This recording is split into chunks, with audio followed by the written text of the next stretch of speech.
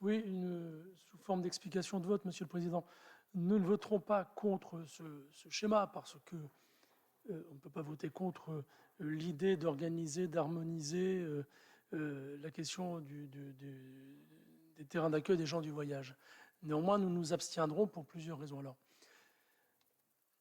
la question de l'accueil des gens du voyage, alors, le diagnostic qui est annexé à ce schéma le cite, je suis bien placé pour en parler, je suis le maire du département, et peut-être même au-delà, qui est le plus touché par les occupations illégales des gens du voyage, une centaine d'expulsions, une centaine d'occupations illégales à peu près par an sur le territoire de la ville de Lomme, pour des tas de raisons historiques, ne serait-ce que le fait que nous bénéficions, si j'ose dire, de très nombreux parkings, zones commerciales, etc., etc.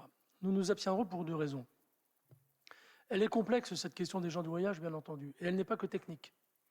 Et ce serait une erreur, d'ailleurs, de l'aborder exclusivement sur le plan technique ou organisationnel. C'est aussi une question humaine. Nous nous abstiendrons néanmoins, premièrement, parce que la question de l'organisation et de l'accueil des gens du voyage, comptablement, le diagnostic le montre, le schéma précédent est un échec.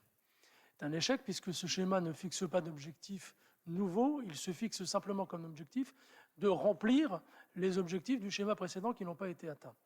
C'est le premier point. Le deuxième point, c'est que je pense très sincèrement, à ce que je dis n'est pas polémique, que la question de l'accueil n'est pas simplement une question de difficulté de terrain disponible, il existe des solutions intercommunales.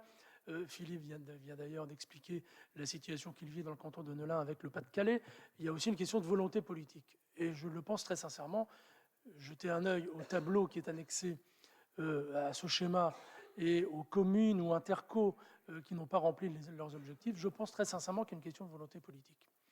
Le deuxième point pour lequel nous nous abstiendrons, c'est la question des projets socio-éducatifs. C'est la question de l'accompagnement finalement des gens du voyage.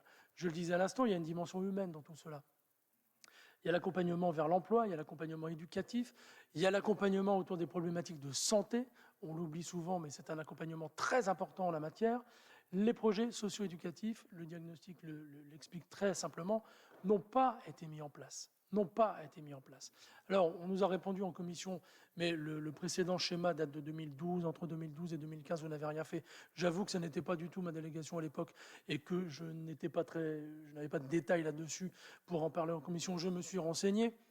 Madame Tonnerre nous a dit ça n'a pas été fait parce que les opérateurs n'ont pas joué le jeu. Les opérateurs n'ont pas joué le jeu, pardon, mais j'ai pris contact avec les opérateurs depuis la commission. Ils n'ont pas joué le jeu, non, ils n'ont pas pu jouer le jeu.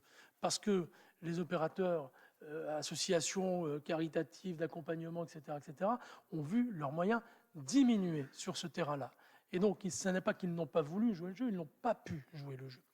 Donc, je souhaite vraiment ardemment que les objectifs en matière chiffrée, si j'ose dire, soient atteints, puisqu'on ne fait que là tenter de rattraper le retard, mais aussi qu'on donne les moyens aux opérateurs de faire cet accompagnement humain, je le qualifie d'humain, et qui relève plusieurs dimensions, la dimension santé, la dimension emploi, la dimension sociale, etc., etc.